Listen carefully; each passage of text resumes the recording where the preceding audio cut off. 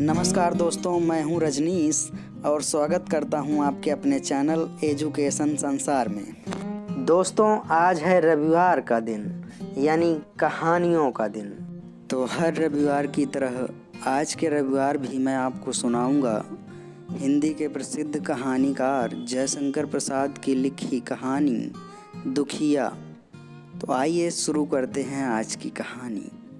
पहाड़ी देहात, जंगल के किनारे के गांव और बरसात का समय, वह भी उषा काल, बड़ा ही मनोरम दृश्य था। रात की वर्षा से आम के वृक्ष तराबोर थे, अभी पत्तों से पानी लुढ़क रहा था। प्रभात के स्पष्ट होने पर भी धुंधले प्रकाश में सड़क के किनारे आम्र वृक्ष के नीचे बालिका कुछ देख रही थी।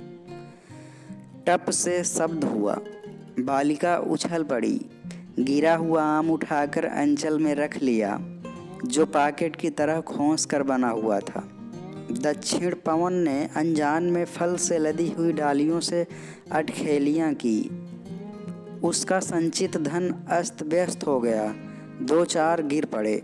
बालिका उषा की किरणों के समान ही खिल पड़ी। उसका अंचल भर उठा, फिर भी आशा में खड़ी रही। व्यर्थ प्रयास जानकर लौटी और अपनी झोपड़ी की ओर चल पड़ी। फूस की झोपड़ी में बैठा हुआ उसका अंधा बूढ़ा बाप अपनी फूटी हुई चिलम सुलगा रहा था। दुखिया ने आते ही आंचल से 7 आमों में से 5 आम निकालकर बाप के हाथ में रख दिए और स्वयं बर्तन मांजने के लिए डबरे की ओर चल पड़ी। बर्तनों का विवरण सुनिए। एक फूटी बटुली, एक लोहंदी और लोटा, बस यही उस दिन परिवार का उपकरण था। डबरे के किनारे छोटी सी शिला पर अपने फटे हुए वस्त्र संभाले हुए बैठकर दुखिया ने बर्तन मलना आरंभ किया। अपने पीसे हुए बाजरे की आटे की रोटियां पकाकर दुखिया ने बूढ़े बाप को खिलाया और स्वयं बचा हुआ खा पीकर पास ही के महुए के वृक्ष की फैली हुई जड़ों पर सिर रखकर लेट रही। कुछ गुनगुनाने लगी। दोपहरी ढल गई। अब दुखिया उठी और खुरपी जाला लेकर घास छीलने चली। जमींदार के घोड़े के लिए घास वह रोज दे आती थी। कठिन परिश्रम से उसने अपने काम भर घास कर लिया, फिर उसे डबरे में रखकर धोने लगी। सूर्य की सुनहली किरणें बरसाती आकाश पर नवीन चित्रकार की तरह कई प्रकार के रंग लगाना सीखने लगी। अमराई और ताड़ वृक्षों की छाया उस साद्वल जल में पड़कर प्राकृतिक चित्र का सृजन करने लगी। दुखिया को विलंब हुआ, किंतु अभी उसकी घास धो नहीं गई। उसे जैसे इसकी कुछ परवाह न थी। इसी समय घोड़े की टापों के शब्द ने उसकी एकाग्रता को भंग किया। जमींदार कुमार संध्या को हवा खाने के लिए निकले थे। वेगवान बालोतरा जाति का कुम्मेद पच कल्याण आज गर्म हो गया था। मोहन सिंह से बेकाबू होकर वह बगटूट भाग रहा था। संयोग, जहाँ पर दुखिया बैठी थी उसी के समीप ठोकर लेकर घोड़ा गिर पड़ा। मोहन सिंह भी बुरी तरह घायल होकर गिरे। दुखिया ने मोहन सिंह की सहायता की। डबरे से जल लाकर घाव को धोने लगी। मोहन ने पट्टी बांधी। घोड़ा भी उठकर शांत खड़ा हुआ। दुखिया जो उसे टहलाने लगी थी। मोहन ने कृतज्ञता की दृष्टि से दुखिया को देखा। वह एक सुशिक्षित युवक था। उसने दरिद्र दुखिया को उसकी सहायता के बदले ही रुपया देना चाहा। दुखिया ने हाथ जोड़कर कहा, बाबूजी, हम तो आप ही के गुलाम हैं। इसी घोड़े को घास देने से हमारी रोटी चलती है। अब मोहन ने दुखिया को पहचाना। उसने पूछा, क्या तुम राम गुलाम की लड़की हो? हाँ बाबूजी। वह बहुत दिनों से दिखता नहीं। बाबूजी, उनकी आंखों से दिखाई नहीं पड़ता अब।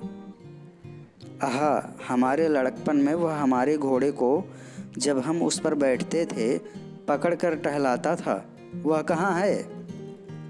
अपनी मड़ई में। चलो हम वहाँ तक चलेंगे। किशोरी दुखिया को कौन जाने क्यों संकोच हुआ। उसने कहा, बाबूजी, घास पहुँचाने में देर हुई, सरकार बिगड़ेंगे। अरे कुछ चिंता नहीं, तुम चलो। लाचार होकर दुखिया घास का बोझा सिर पर रखे हुए झोपड़ी की ओर चल पड़ी। घोड़े पर मोहन पीछे पीछे था। राम गुलाम, तुम अच्छे तो हो? राज सरकार, जुग जुग जियो बाबू, जुग जुग जियो बाबू। बूढ़े ने बिना देखे अपनी टूटी चारपाई से उठते हुए हाथ अपने सिर तक ले जाकर कहा, राम गुलाम, तुमने पहचान लिया? ना कैसे पहचाने सरकार, यह देह पली है, उसने कहा। तुमको कुछ पेंशन मिलती है कि नहीं? आप ही का दिया खाते हैं बाबूजी। अभी लड़की हमारी जगह पर घास देती है। भावुक नवयुवक ने प्रश्न किया। क्यों राम गुलाम, जब इसका विवाह हो जाएगा तब कौन घास देगा? राम गुलाम के आनंद अश्रु दुख की नदी होकर बहने लगे। बड़े कष्ट से उसने कहा, क्या हम सदा जीते रहेंगे सरकार? अब मोहन से नहीं रहा गया। वहीं 2 रुपया उस बुढ़े को देकर चलते बने। जाते जाते कहा, फिर कभी। दुखिया को भी घास लेकर वहीं जाना था। वह पीछे चली। जमींदार की पशुशाला थी।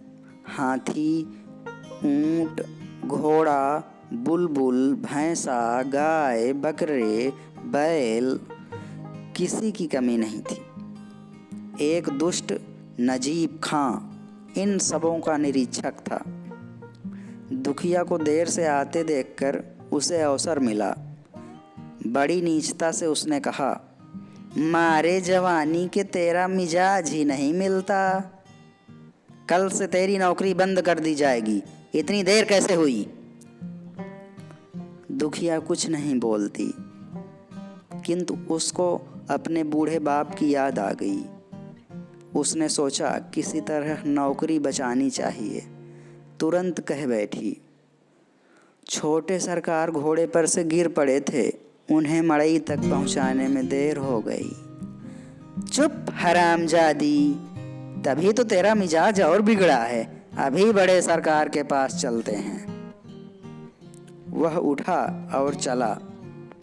दुखिया ने घास का बोझा पटका और रोती हुई झोपड़ी की ओर चलती हुई। राह चलते चलते उसे डबरे का सायंकालीन का दृश्य स्मरण होने लगा।